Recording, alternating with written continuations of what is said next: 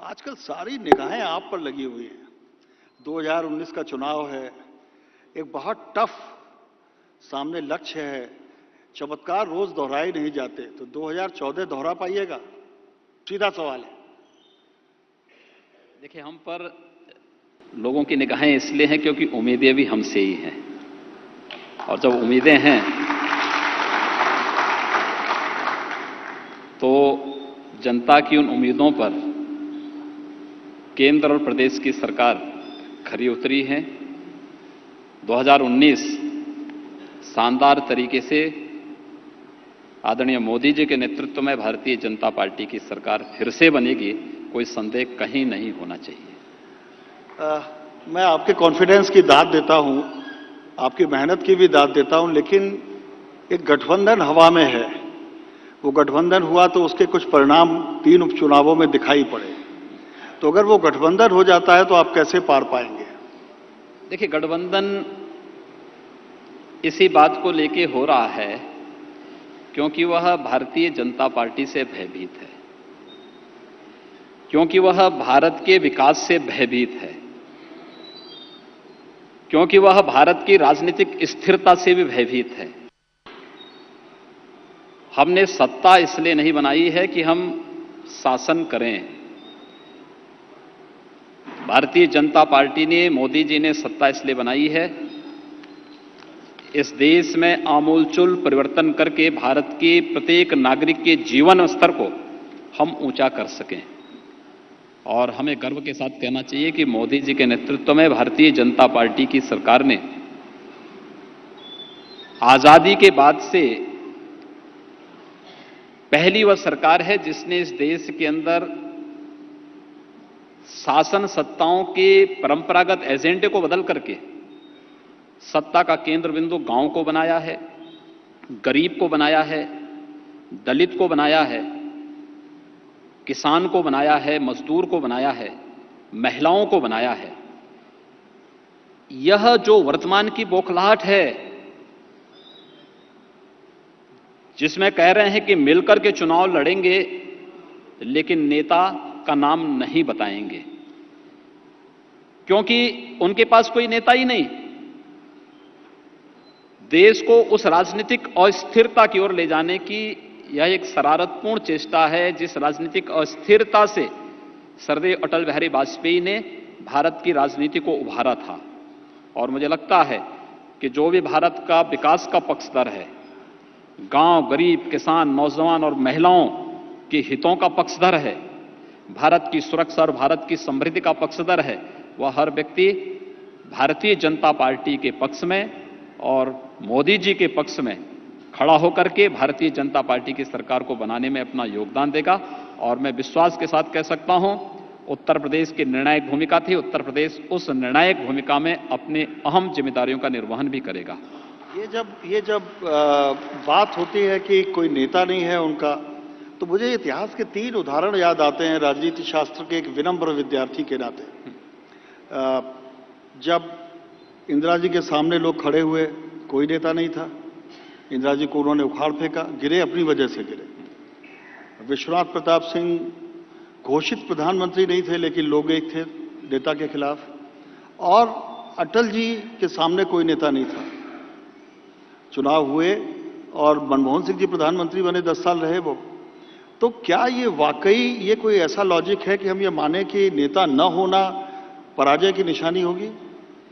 देखिए, 1977 में पूरा आंदोलन जेपी के नेतृत्व में हुआ था, और जयप्रकाश जी के नेतृत्व में जो आंदोलन हुआ था उसने अलग अलग दलों को एक गठबंधन में जोड़ करके कांग्रेस के खिलाफ एक सशक्त महागठबंधन तैयार किया था। स्वर्गीय विश्वनाथ प्रताप सिंह जी के नेतृत्व में भी एक गठबंधन तैयार हुआ था। उनकी लीडरशिप को सबने स्वीकार किया था। स्वर्गीय अटल बिहारी वाजपेयी जी के नेतृत्व में भी एनडीए गठित होकर के और उसके नेतृत्व में सबने मिलकर के चुनाव लड़कर के अटल जी को नेता स्वीकार किया था।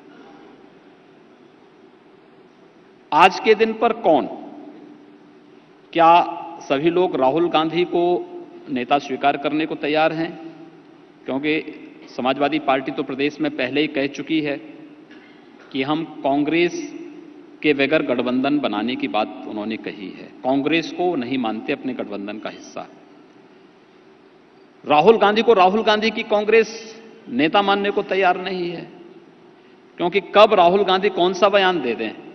आपको याद होगा 2017 के पहले जब राहुल गांधी ने कहा था कि किसी कार्यक्रम में उन्होंने इस बात को कहा था, एनआरआई के किसी सम्मेलन में उन्होंने इस बात को कहा था कि महात्मा गांधी और पंडित जवाहरलाल नेहरू और बाबा साहब अंबेडकर भी एनआरआई थे।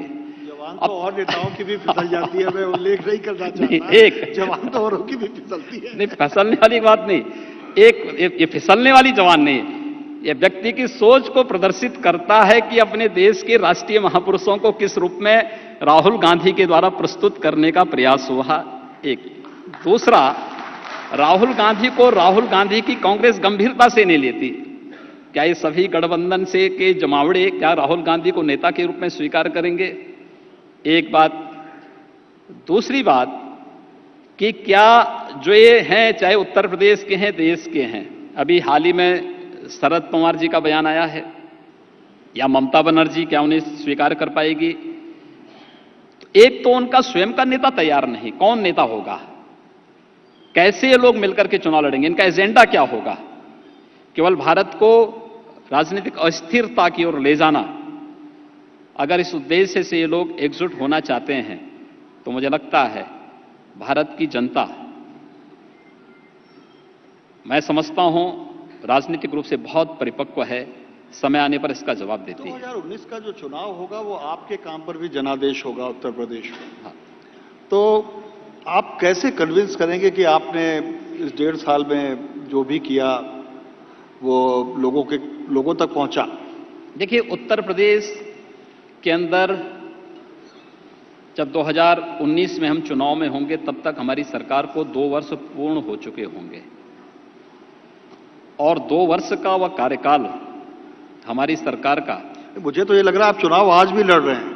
जिस तरह से आप दौरे कर रहे हैं, जिस तरह से आप घोषणाएं कर रहे हैं, जैसे आप जा रहे हैं, तो चुनाव तो आपने शुरू कर दिया। नहीं, मेरे चुनाव तो मैं जिस दिन पहले दिन शपथ लिया था उसके बाद से ही मेरा चुनाव भी प्रारंभ हो चुका था, और हम उस दिन से ही कार्य कर रहे हैं। मेरी दिनचर्या का हिस्सा है। हम चुनाव केवल जीतने के लिए नहीं लड़ते हैं। चुनाव अपनी उपलब्धियों या भावी योजनाओं को लेकर के जनता के सामने जाकर के उस जनादेश को प्राप्त करने के लिए उनसे समर्थन हम लोग मांगते हैं, और हम लोगों ने शुरू दिन से ही इस अभियान के साथ हम लोग आगे बढ़े हैं। 2019 में हम लोग प्रदेश की जनता को बताने में कामयाब होंगे कि 15 वर्षों में प्रदेश को समाजवादी पार्टी या बहुजन समाज पार्टी कहां लेकर के गई थी, और हमने कैसे इसको इन परिस्थितियों से उभार करके आज हम एक सम्मानजनक स्थिति में प्रदेश के परसेप्शन को बदलने में हम कैसे कामयाब हुए हैं। ये सारी बातें बताएंगे, अपनी उपलब्धियों को जनता के सामने रखेंगे। दूसरा, 2019 का चुनाव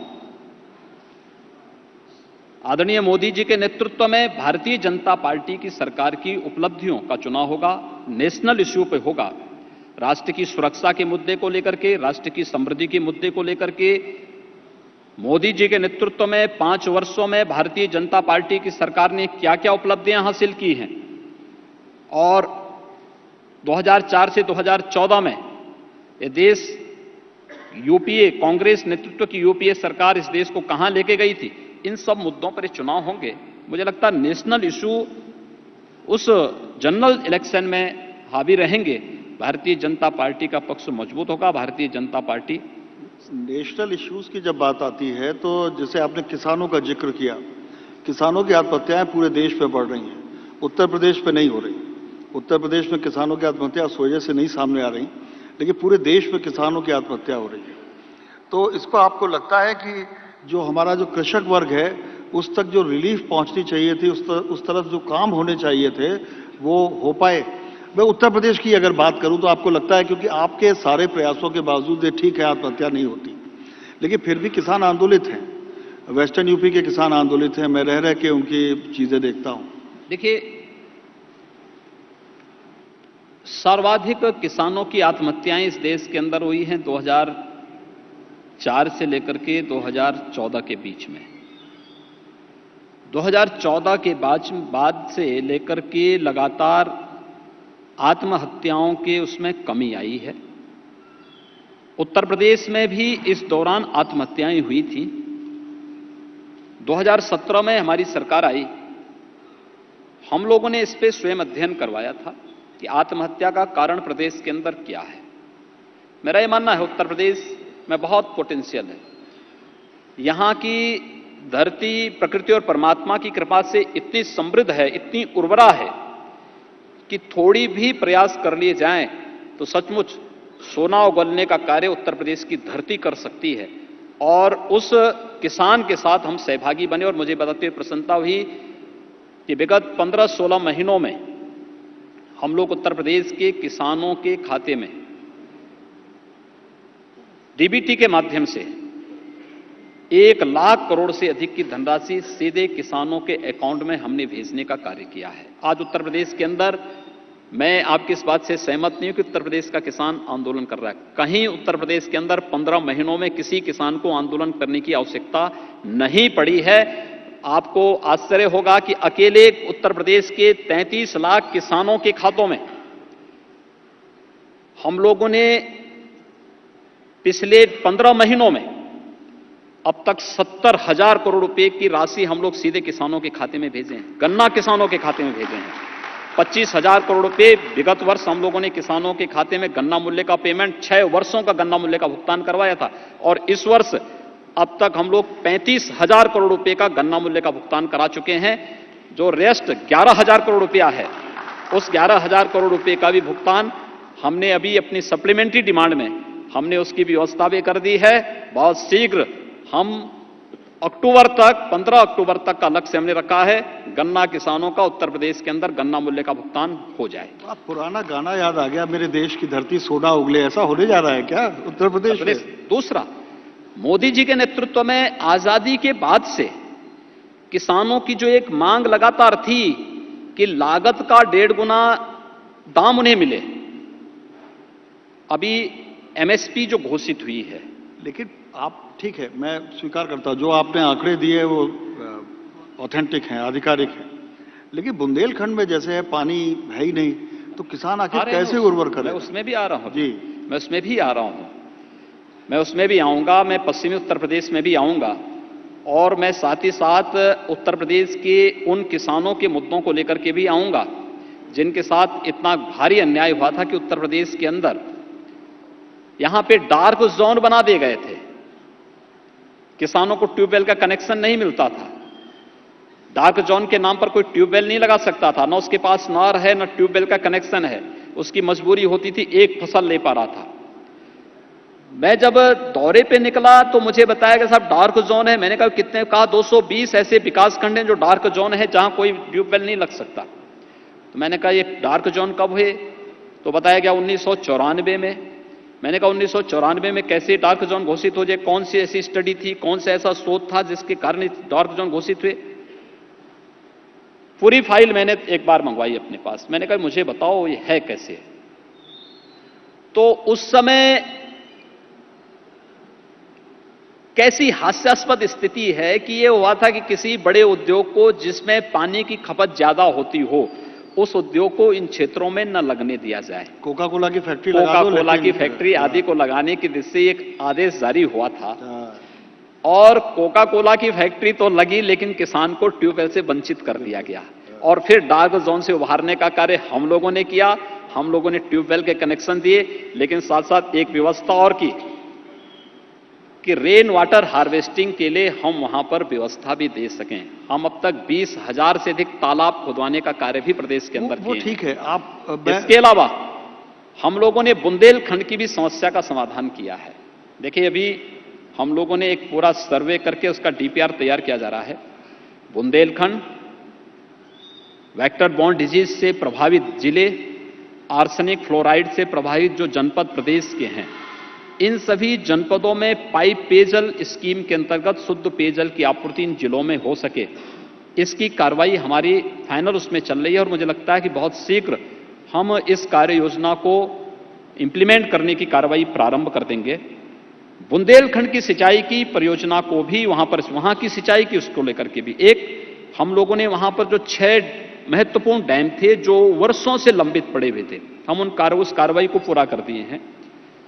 साथ साथ केन बेतवा को जोड़ने, दोनों नदियों को जोड़ करके बुंदेलखंड के एक बड़े क्षेत्र में सिंचाई के लिए पर्याप्त जल उपलब्ध कराने की दृष्टि से मध्य प्रदेश के साथ हमारी अंतिम चरणों में बातचीत चल रही है। भारत सरकार सहमत है, प्रदेश सरकार सहमत है। मध्य प्रदेश सरकार की सहमति मिलने के साथ ही हम इसको भी वहां लागू करने जा रहे हैं। ये कार्य हम करने जा रहे हैं। इसके अलावा हमारा जो अन्य सूखाग्रस्त क्षेत्र था वह बिंद क्षेत्र था। बाणसागर परियोजना 1973 में योजना आयोग ने इस योजना को बनाया था। 78 में तत्कालीन प्रधानमंत्री मोरारजी देसाई जी ने इस परियोजना का शिलान्यास किया। मध्य प्रदेश 2006 में इस परियोजना को पूरा कर चुका है, उत्तर प्रदेश पूरा नहीं कर पाया था। हम लोगों ने 1 वर्ष में पूरी धनराशि देकर के योजना को पूरा किया। बिंद क्षेत्र की 1.5 लाख हेक्टेयर भूमि, 1,70,000 किसान सीधे सीधे इस परियोजना से लाभान्वित होने जा रहा है। और हमने अभी 15 जुलाई को आदरणीय प्रधानमंत्री जी के हाथों इस परियोजना का लोकार्पण कर दिया है। योजना अपना कार्य प्रारंभ कर दी है। ऐसी तमाम अन्य परियोजनाओं को, प्रधानमंत्री कृषि सिंचाई योजना, जिसमें प्रधानमंत्री जी ने हर खेत में पानी पहुंचाने की बात की, ये किसानों की समृद्धि का आधार है। प्रधानमंत्री फसल बीमा योजना। लेकिन ये सारी बातें ठीक है, पर वही किसान मॉब लिंचिंग पर क्यों आमादा हो जाते हैं? देखिए, मॉब लिंचिंग इससे प्रदेश की छवि गड़बड़ाती है। तो आखिर ये मॉब लिंचिंग जैसी चीजें हैं। देखिए, किसान को मॉब लिंचिंग से जोड़ना अन्याय होगा जी। चलिए, मॉब लिंचिंग कोई तो करता है। मॉब लिंचिंग की घटना यूपी में एक तो नहीं होती है, क्योंकि उत्तर प्रदेश के अंदर इलीगल स्लॉटर हाउसेस हम पहले ही बंद कर चुके हैं। तो मॉब लिंचिंग के लिए जो इलीगल स्लॉटर हाउसेस जिम्मेदार होते हैं, उत्तर प्रदेश के अंदर पहले दिन ही हम बंद कर चुके हैं। इसलिए यहां पर कोई भी मॉब लिंचिंग की घटना नहीं घटित हुई। जब मॉब लिंचिंग की बात होती है तो आपने उसको एक नया आयाम दे दिया कि जो 1984 का दंगा था वो भी मॉब लिंचिंग थी। पर हकीकत तो ये है, चाहे दादरी हो या हापुड़ हो, हुआ तो उत्तर प्रदेश। देखिए, दादरी में कोई घटना नहीं घटित हुई। हापुड़ में एक घटना आ रही है सामने, लेकिन उसकी जांच की जा रही है।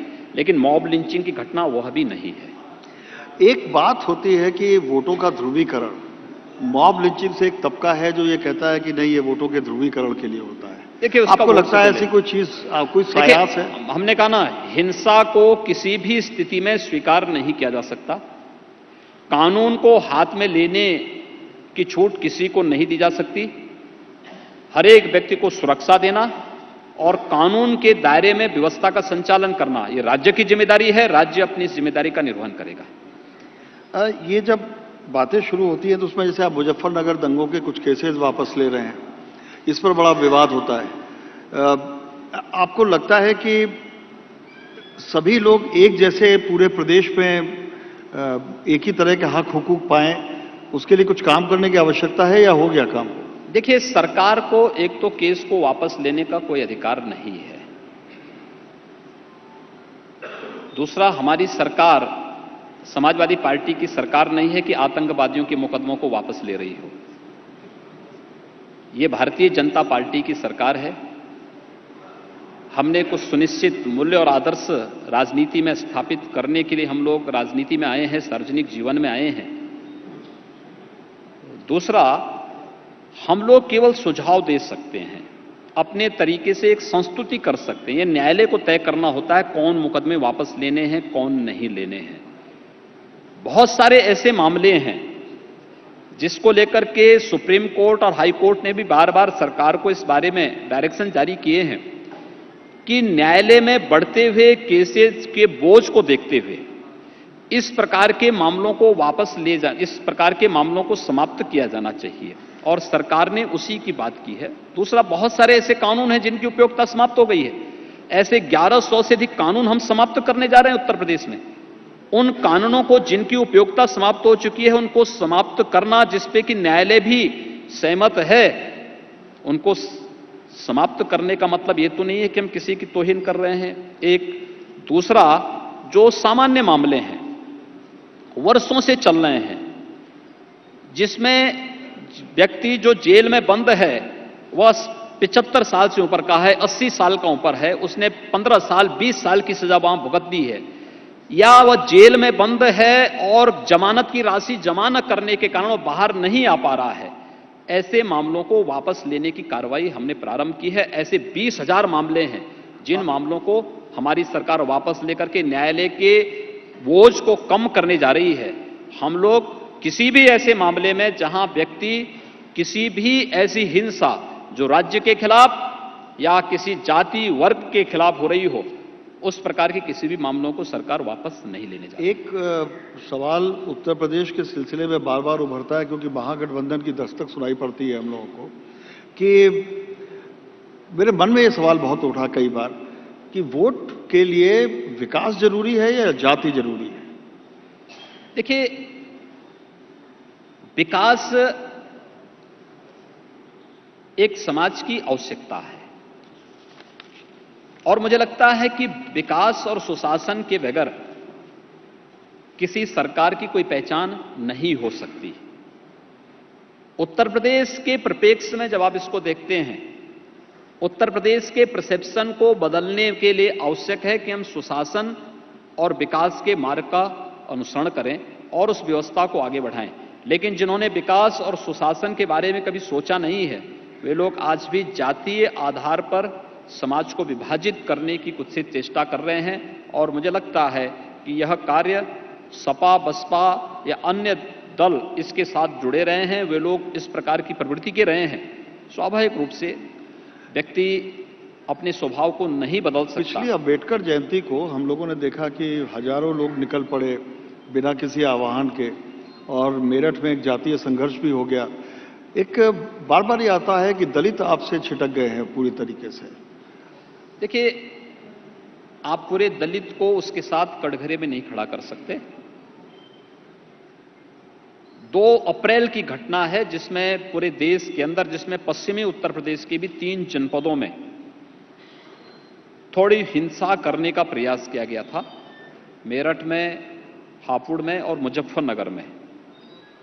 इन 3 जनपदों में भी ये हिंसा करने का कुत्सित प्रयास हुआ था और कुछ लोग सड़कों पर उतर करके अनावश्यक रूप से हिंसा पर उतर आए थे, जिसमें सुप्रीम कोर्ट ने SC/ST एक्ट के नाम पर जिस प्रकार की जो कुछ संशोधन की बात कही थी, तो मुझे लगता है इस प्रकार की हिंसा की आवश्यकता नहीं थी, क्योंकि केंद्र सरकार पहले ही इसमें कोर्ट में रिवीजन दाखिल करने की बात कह चुकी थी। इस सब के बावजूद ये हिंसा उन तत्वों के द्वारा प्रायोजित की गई थी जो भारत विरोधी उन तत्वों के हाथों में खेल रहे थे, जो तत्व शांति नहीं चाहते, सौहार्द नहीं चाहते और समृद्धि नहीं चाहते हैं। और मुझे लगता है ऐसे तत्वों के साथ सख्ती से निपटे जाने की सख्ती पर आपका एक पसंदीदा विषय है एनकाउंटर। अब मैं पढ़ रहा था उस दिन 2018 तक, मार्च 2018 तक 1478 एनकाउंटर हुए। इतने तो दिन नहीं हुए आपको हुकूमत में जितने एनकाउंटर हो गए। आपको लगता है इसका फायदा हुआ उत्तर प्रदेश की जनता को? देखिए, दोनों चीजें हैं। हम लोग जब आए थे, सत्ता में आए थे, प्रदेश में अराजकता की स्थिति थी, गुंडा राज था। प्रदेश के अंदर आने का मतलब पता नहीं कब किसका अपहरण हो जाए, कब किस बालिका पर एसिड अटैक हो जाए, कब कहां पर कौन सी ऐसी स्थिति पैदा हो जाए कि लोग कहां पे दंगे हो जाएं। पर्व और त्योहार के नाम पर प्रदेश के अंदर भीषण दंगे होते थे, यानी एवरेज सप्ताह में 2 दंगे यूपी के अंदर होते थे। व्यापारी और उद्योगपति, निवेशक प्रदेश से पलायन कर रहा था। पुलिस कर्मियों पर सरेआम गोली मारी जा रही थी। मुझे याद है, आने के 1 सप्ताह के अंदर आगरा के अंदर 2 पुलिसकर्मी सुबह सुबह गश्त पे जा रहे थे, उनके गोली मार करके हत्या कर दी गई। फतेहपुर सीकरी में इसी प्रकार से चित्रकूट में हमारे एक सब इंस्पेक्टर की निर्मम हत्या डकैतों ने कर दी थी। हर जगह पुलिस पर हमले हो रहे थे। मैंने बैठक की, उन लोगों से पूछा, मैंने कभी क्या पुलिस का मनोबल इतना टूट चुका है कि अपराधी दौड़ा रहा है पुलिस को? ये वर्दी का कोई हनक नहीं रही अब। इसके बाद फिर हम लोगों ने एक टारगेट दिया कि भाई देखो, अनावश्यक रूप से किसी को छेड़ो मत, लेकिन कानून को हाथ में किसी को लेने की इजाजत नहीं। यानी जारी रहेगा और एनकाउंटर जारी इसलिए रहेगा। अपराधियों के खिलाफ जितनी सख्ती से साथ निपट सकते हो, कानून के दायरे में रह करके सुप्रीम कोर्ट और मानवाधिकार आयोग के डायरेक्शन का पालन करते हुए, उनके जो भी इस संबंध में डायरेक्शन जारी हुए हैं उसका पालन करते हुए आप सख्ती के साथ। लेकिन इसका एक खतरा है और कार्रवाई हुई है, उसके बहुत अच्छे परिणाम भी सामने आए हैं। इसका एक खतरा है। अब एक टेलीविजन चैनल पे मैंने देखा कि आगरा के कोई दरोगा जी सुपारी किलर की भूमिका अदा कर रहे थे, पैसा मांग रहे थे एनकाउंटर करने के लिए। देखिए समाज में हर तरह के लोग रहते हैं, अच्छे होंगे बुरे होंगे, सदाचारी भी होगा तो दुराचारी भी होगा। आप ये मान करके चलिए जो सही होगा वो आगे जाएगा, विनाशाय च दुष्कृता, और जो गलत होगा तो उसके साथ कार्रवाई भी होगी। ये जहां पर भी इनकाउंटर के नाम पर उसका दुरुपयोग किया गया, मथुरा में, नोएडा में या फिर आगरा में, बहुत सख्त कार्रवाई हुई है। और कार्रवाई नहीं हुई है, ऐसे पुलिस कर्मियों को बर्खास्तगी की कार्रवाई भी हमारी सरकार ने किया है। ये एनकाउंटर्स हुए या जो फायदा हुआ आपकी नीति से, पर उसके बाद भी देवरिया जैसे कांड हो जाते हैं। उसके बाद कल मेरठ में भी इसी तरह का एक छोटा सा कांड हो गया। तो ये इसको आप कानून व्यवस्था से जोड़ते हैं या इसको कुछ और कानून व्यवस्था का मामला नहीं है, ये सामान्य सामाजिक नैतिकता का मानक है। वो कैसे आए? और इसलिए समाज को स्वयं चैतन्य होना होगा इस प्रकार की घटनाओं को लेकर के। सरकार अपनी जिम्मेदारियों का निर्वहन करेगी। दूसरा, देवरिया की घटना को मुजफ्फरपुर की घटना से जोड़ना गलत है। देवरिया के मामले की जांच यहां पर हमारी एडिशनल चीफ सेक्रेटरी और एडीजी वुमेन पावर लाइन, दोनों सीनियर महिला अधिकारियों की एक टीम ने, फिर एडीजी क्राइम की अध्यक्षता में 2 हमारी महिला पुलिस अधिकारियों की दूसरी टीम ने, तीसरा हाई कोर्ट भी इस मामले की निगरानी कर रहा है। मुझे लगता है कि इसकी जांच होनी आवश्यक है। ये मामला मुजफ्फरपुर से आप इसकी तुलना नहीं कर सकते। एक्शन भी बिल्कुल अलग है। एक्शन हमने समय पे लिया है। दूसरा, जहां पर लापरवाही सामने आई थी वह भी कार्रवाई। मुजफ्फरपुर की घटना दूसरी है, देवरिया की घटना। इस प्रकार के मामलों में जो संस्थाएं हैं ये आर्थिक गबन की दोषी तो मानी जा सकती हैं, लेकिन मुझे लगता है कि हम जब किसी प्रकार की चारित्रिक उसका आरोप लगाते हैं, इसके बारे में एक बार पूरी रिपोर्ट को आने देना चाहिए, क्योंकि यह बालिकाओं से जुड़ा हुआ मुद्दा है, महिलाओं से जुड़ा हुआ मुद्दा है। इसकी पूरी रिपोर्ट को आने दीजिए और मैं समझता हूं कि पूरी रिपोर्ट आएगी, सारे तथ्य लोगों के सामने आएंगे, दोषी कटघरे में खड़े होंगे और कोई भी दोषी बख्शा नहीं जाएगा। जितनी सख्त कार्रवाई हो सकती है हमारी सरकार उतनी सख्त कार्रवाई ऐसे तत्वों के खिलाफ करने जा रही है। एक सवाल मुझे प्राप्त हुआ है राज्य कर्मचारियों की ओर से कि सवाल है, उत्तर प्रदेश राज्य कर्मचारियों की पुरानी पेंशन बहाली एवं सेवानिवृत्ति की आयु 62 वर्ष किए जाने के संबंध में आपकी क्या योजना है? देखिए, हम लोग तो टिल डेथ तक इस योजना को ले जाना चाहते हैं जी। एक सरकारी कर्मचारी जो बहुत अच्छा काम करेगा वो जब तक मरता नहीं है तब तक वो अपनी सेवाएं दे राज्य को, हम लोग तो ये चाहेंगे। लेकिन सवाल ये है कि जो काम भी नहीं करता तो 50 साल की उम्र में हम उन सब की स्क्रीनिंग भी करने जा रहे हैं कि 50 साल के बाद अगर वो सेवा नहीं दे सकता तो कम से कम अपने घर की सेवा कर लें, राज्य की सेवा न करें। यानी कि सरकारी नौकरों का एक अलग तरह से एनकाउंटर होने जा रहा है। दोनों चीजें होंगी। अच्छा कार्य करेगा वो मरने तक सेवा करे, और जो कार्य नहीं कर सकता तो 50 साल के बाद उसको घर भेजने का कार्य भी हम करने जा रहे हैं। रोजगार का इसी से एक जुड़ा हुआ मुद्दा है। पेंशन एक मुद्दा है, लेकिन रोजगार का दूसरा मुद्दा है। उत्तर प्रदेश की रोजगार के मामले में हालत खस्ता है।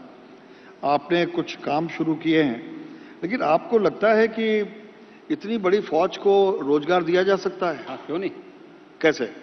हमने दिया है, करने जा रहे हैं। अभी तो हमारी नौकरियां जो हमारा पीछे जितनी खाली थे सबको हम पहले चरण में भर रहे हैं। हमें 1,37,000 शिक्षकों की नियुक्ति करनी है, और आप आश्चर्य करेंगे कि जब हम लोगों ने 67,500 की नियुक्ति निकाली तो उसमें 1 लाख भी आवेदन नहीं आ पाए। 67,000 पर 1 लाख आवेदन नहीं आए? 67,500 पर 1,05,000 आवेदन मात्र आए। जब टेस्ट हुआ तो केवल 40,000 पास हो पा रहे हैं। ये अब एक तो ये स्थिति है। मैं आंकड़े दे रहा हूं आपको, ये तो इस समय चल रहा है। मुर्गी और अड्डे वाला सवाल है कि एजुकेशन सिस्टम ठीक करें, कि रोजगार ठीक करें, कि पेंशन वालों को बचाएं। यही तो मैं कह रहा हूं ना, इसीलिए तो मैं बोल रहा हूं आपको कि हमने तो वांट निकाली है। एक 68,500 की पहले चरण में निकाली, 68,500 की फिर निकालने जा रहे हैं। यानी उसके अलावा फिर से 1,36,000 1,37,000 शिक्षक बेसिक शिक्षा में हमें भर्ती करने हैं, लेकिन हमारे पास योग्य लोग ही नहीं हैं कि वे लोग आकर के इस कंपटीशन को फाइट कर सकें और योग्य शिक्षक के रूप में अपने को स्थापित कर सकें। दूसरा, पुलिस में भी हमें 1,62,000 भर्ती करनी है। 35,000 की भर्ती हमारी जा चुकी है, ट्रेनिंग में जा चुकी है। 42,000 इस समय प्रचलित है। इसको हम 1 जनवरी से ट्रेनिंग में लेने जा रहे हैं। अक्टूबर में 50,000 की तीसरी भर्ती की प्रक्रिया हम प्रारंभ करने जा रहे हैं। लोग आए ना, सरकारी नौकरी की कमी नहीं। इसके अलावा प्रदेश ने इन्वेस्टर समिट के माध्यम से 5 लाख करोड़ रुपए के एमओयू अपने यहां साइन किए हैं। अखिलेश यादव कहते हैं कि लोन कहां मिला, तो सब मैं उसी में आ रहा हूं ना। सवाल यह है कि अखिलेश जी की सरकार के समय तो बड़े बड़े कारनामे हुए हैं। मैं इन कारनामों का जिक्र करने लग जाऊंगा तो कहीं ऐसा ना हो कि आपके 100 से वो भाग खड़े हो जाएं। इसलिए अच्छा है कि बहुत ज्यादा खोलिए मत, राज को राज ही रहने दो। पूर्वांचल एक्सप्रेस वे पे वो चर्चा करेंगे। उनसे एक प्रश्न पूछना कि 20% जमीन का अधिग्रहण करके किस एक्सप्रेस वे को बनाना चाहते थे, जबकि एक सामान्य मानक है कि 90% से कम भूमि अधिग्रहण पर आप कोई भी इस प्रकार के कार्य को प्रारंभ नहीं कर सकते। 20% भूमि का अधिग्रहण उस समय जो उनके द्वारा बिड डाली गई थी, उस एक्सप्रेस वे को जिसको केवल 110 मीटर चौड़ा होना था, वह एक्सप्रेस वे उनके समय में 15,200 करोड़ रुपए का तैयार बनाने के लिए उन्होंने जो पूरा उसका डीपीआर तैयार किया था, इतने का किया था। उसी एक्सप्रेस वे को 120 मीटर चौड़ा करने और उस एक्सप्रेस वे की जब 1.5 वर्ष के बाद बिड हमने निकाली तो उसी की बिड 11,800 करोड़ रुपए की आई थी। 3,000 करोड़ रुपए का कहां ये जा रहा था? ये सब कारनामा नहीं तो क्या है? सब ये समाजवादी कारनामा है। ये कारनामा उजागर न हो, इसके लिए उनको कुछ तो करना है, कुछ तो बोलना है। आप सड़कें बना रहे हैं, सड़कें चौड़ी कर रहे हैं, लेकिन उन सड़कों पर आवारा पशु बहुत बैठे रहते हैं और वो आवारा पशु हटाने की हिम्मत किसी में नहीं है। हम इसकी भी योजना बना रहे हैं। तो हमने तो हर जिले को भी योजना बना के दे दी है। हमने हर जिले को 1,20,00,000 रुपए दे दिए हैं। आप अपने यहां जन सहयोग से एक एक बड़ी गौशाला का निर्माण कराइए। हमने हर नगर निगम को 10-10 करोड़ रुपए दे दिए हैं, केवल गौवंश के लिए ही नहीं। हमने कहा आवारा कुत्तों को भी उसमें रखिए, बंदरों को भी उसमें रखिए। 10-10 करोड़ रुपए की एक बड़ा कान्हा ओपन बनाने के लिए हम लोगों ने कहा हर प्रकार के जीव जंतुओं को पालिए, वहां पर उसमें रखने की व्यवस्था करिए। हर जगह हम लोगों ने तो पैसा दिया है, पैसे की कमी नहीं है। अच्छी दिशा में लोग चलें। उत्तर प्रदेश ने बहुत सारे अचीवमेंट इस दौरान प्राप्त किए हैं और हम उस दिशा में तेजी के साथ आगे बढ़ रहे हैं। आपसे अगर मैं ये पूछूं कि मेरा सवाल आपने जवाब नहीं दिया कि जाति बड़ी है या विकास, क्योंकि जाति का कार्ड तो सभी खेलते हैं। देखिए, जाति का कार्ड भारतीय जनता पार्टी नहीं खेलती है। भारतीय जनता पार्टी राष्ट्रीय मुद्दों पर, विकास और सुशासन के मुद्दों पर चुनाव में गई थी, इन्हीं मुद्दों पर चुनाव में जाएगी। भारतीय जनता पार्टी सबका साथ और सबके विकास की बात करती है। भारतीय जनता पार्टी ने इसीलिए सत्ता में आने के बाद आपने देखा होगा, हमने योजनाएं जो बनाई किसी जाति विशेष, किसी वर्ग विशेष को ध्यान में रख करके नहीं बनाई, बल्कि हमारा आधार गांव, गरीब, किसान, नौजवान और महिलाएं हैं। एक सवाल आया है कि बनवारी लाल मंडल जी का है कि जीएसटी लागू होने के बाद मंडी शुल्क समाप्त होना चाहिए, आप क्या करेंगे? देखिए, मंडी शुल्क जहां पर आवश्यक है वहां समाप्त किया गया है, लेकिन अगर हमें ई मंडी, ई नाम से मंडी को जोड़ना है और किसान के उत्पाद को अंतर्राष्ट्रीय स्तर पर उसकी ब्रांडिंग करनी है, तो मुझे लगता है कि मंडी के पास अपने आय के कुछ स्रोत तो होने ही चाहिए। खैरात बांटने से काम नहीं चलेगा, बल्कि उसको प्रमोट करके और उसके माध्यम से किसान के उत्पाद को ब्रांडिंग करने से ही किसान का हित हो पाएगा।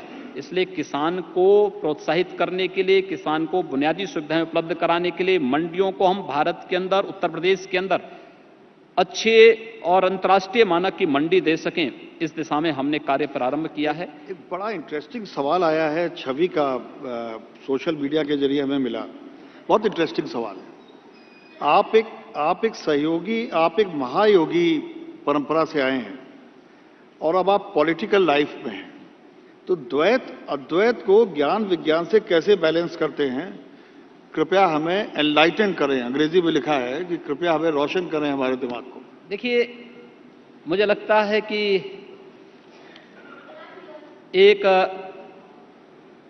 योगी ही बिना भेदभाव के शासन की योजनाओं को बिना उनमें लिप्त हुए समाज के सामने पहुंचाने की क्षमता रखता है। आपसे पिछली बार सवाल पूछा था, इस बार चूंकि आपकी हुकूमत मुकम्मल हो गई, हाँ। तो राजयोग बड़ा है या आपका जो योग है वो बड़ा है? देखिए, दोनों योग में समन्वय ही एक बड़ा योग हो सकता है। एक योगी ही उसको कर सकता है। अच्छा, एक भोगी नहीं कर सकता है। मैं आपसे, समय इजाजत नहीं दे रहा, लेकिन मैं आपसे बहुत स्पेसिफिक सवाल पूछ रहा हूं कि ये मंदिर पर बयानबाजी कब तक होगी? कभी मंदिर बनेगा राम का? मुझे लगता है व्यक्ति को आशावादी बनना चाहिए। कोई समय, कोई, मैंने कहा ना, ये तो प्रभु राम का कार्य है और उसकी तिथि भगवान राम ही तय करेंगे। राम जी ही तय करेंगे। लेकिन जो कार्य होना है वो होकर के रहेगा, उसको टाल नहीं सकता है। नियति ने जो तय किया होगा वो होकर रहेगा।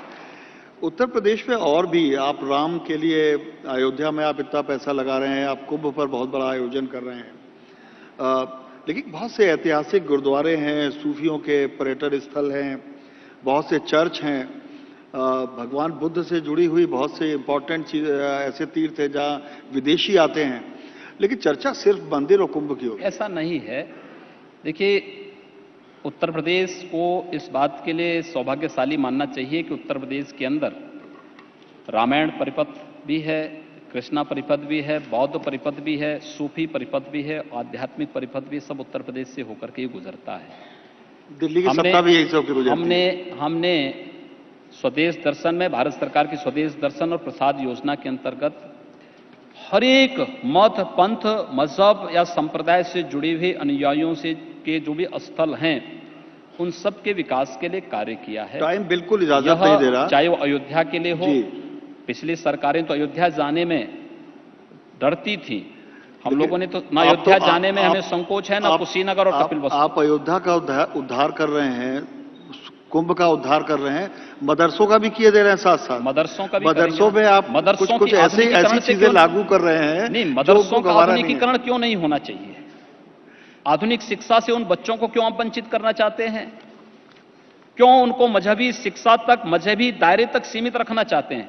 और ये मैं कहता हूं, मैं एक योगी हूं और मैं इस बात को कहता हूं कि आधुनिक शिक्षा सबको दी जानी चाहिए, सबको आधुनिकता के साथ आगे बढ़ने की पूरी छूट दी जानी चाहिए। उसकी परंपरा, उसकी संस्कृति को छेड़छाड़ के बगैर उसको आधुनिकता के साथ आगे बढ़ने की पूरी सहूलियतें दी जानी चाहिए। और मदरसों के आधुनिकीकरण को इसी परिप्रेक्ष्य में हम लोगों ने लिया है। शहरों का नाम बदलना भी उसी संस्कृति का हिस्सा है। हाँ भाई, जहां पे आवश्यकता होगी वहां बदलेंगे, जहां आवश्यकता नहीं होगी नहीं बदलेंगे। बहुत बहुत धन्यवाद। आपने मेरे सवाल तो आपसे काफी पूछने थे, अभी मुझे रह गए, लेकिन अब क्या करूं, समय का है। बहुत बहुत धन्यवाद। धन्यवाद। नमस्कार।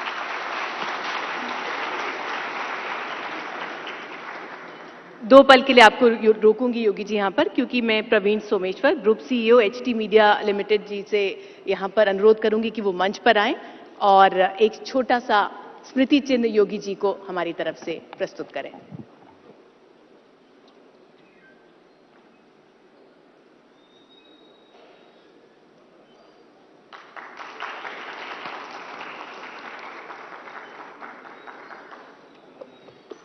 बहुत बहुत धन्यवाद योगी जी। धन्यवाद शशि जी। ये है एबीपी न्यूज, आपको रखे आगे।